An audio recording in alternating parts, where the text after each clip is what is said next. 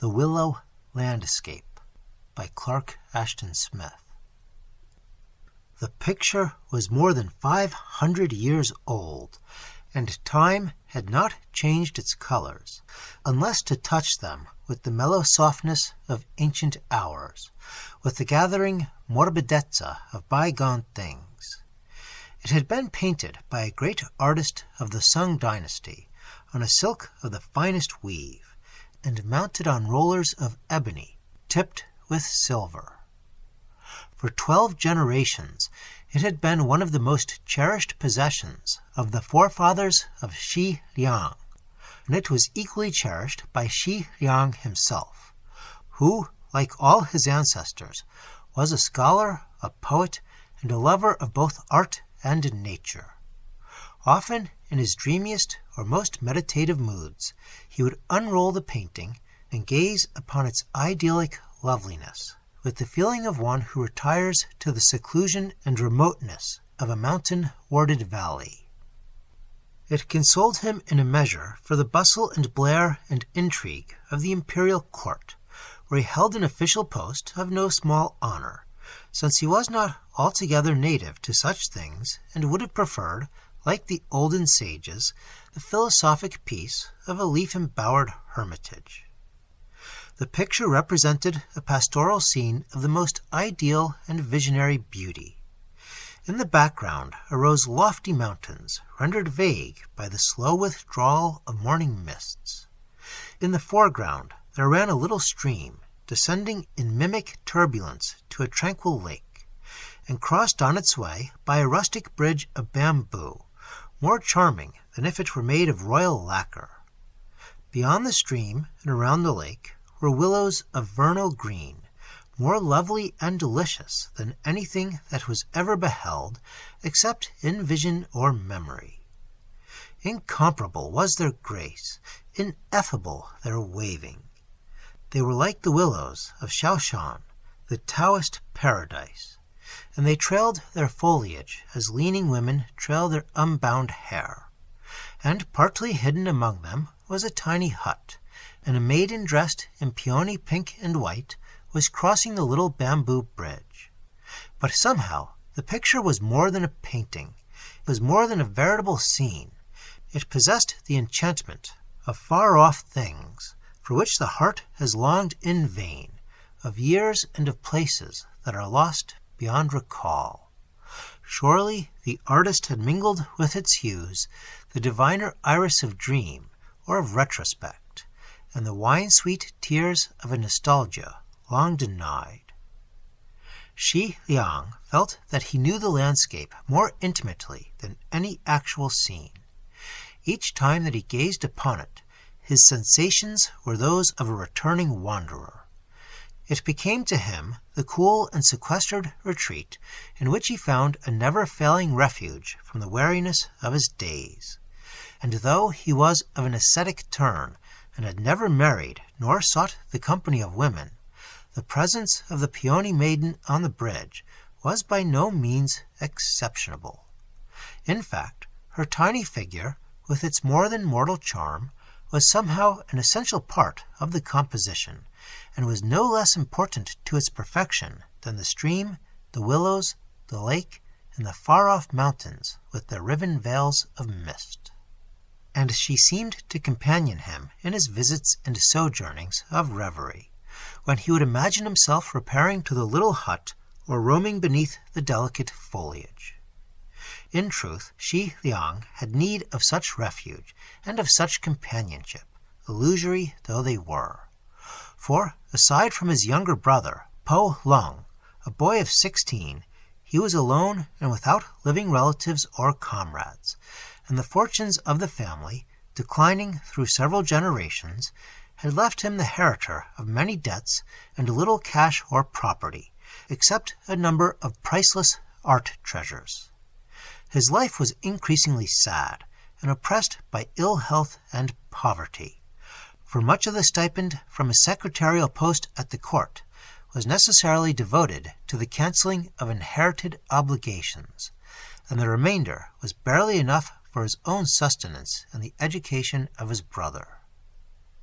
Shi Liang was approaching middle age, and his honorable heart was rejoicing over the payment of the last family debt when there came a fresh stroke of misfortune. Through no fault or remissness of his own, but the machinations of an envious fellow scholar, Shi Liang was suddenly deprived of his position and found himself without means of support. No other position offered itself, for a certain amount of unmerited disgrace was attached to the imperial dismissal.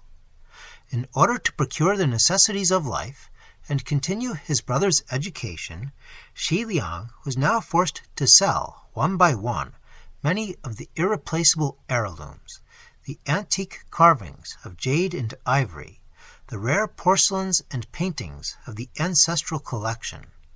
This he did with extreme reluctance, with a sense of utter shame and profanation, such as could be felt only by a true lover of such things, and by one whose very soul was consecrated to the past and to the memory of his fathers. The days and years went by, the collection dwindled piece by piece, and the time drew near when the studies of Po Lung would be completed, when he would be a scholar versed in all the classics and eligible for a position of both honor and profit. But alas, the porcelains and lacquers, the jades and ivories, had all been sold, and the paintings were likewise gone, all except the willow landscape so dearly cherished by Shi Liang. A mortal and inassuageable sorrow, a dismay that was colder than the chill of death itself, entered into the heart of Shi Liang when he realized the truth. It seemed to him that he could no longer live if he should sell the picture, but if he did not sell it, how could he complete the fraternal duty which he owed to Po Lung?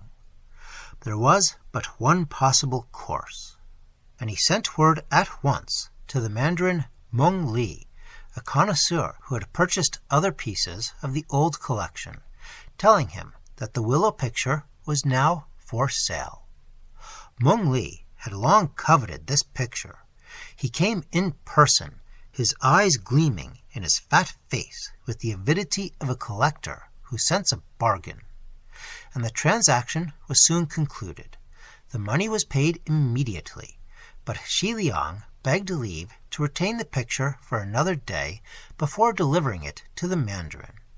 And knowing that Shi Liang was a man of honor, Meng Li assented readily to this request. When the Mandarin had gone, Shi Liang unrolled the landscape and hung it on the wall. His stipulation to Meng Li had been prompted by the irresistible feeling that he must have one more hour of communion with the beloved scene, must repair once more in reverie to its inviolate retreat. After that, he would be as one without a home or a sanctuary, for he knew that in all the world there was nothing that could take the place of the willow picture, or afford a like asylum for his dreams. The mellowing rays of earliest eventide were sifted upon the silk volumen where it hung on the bare wall.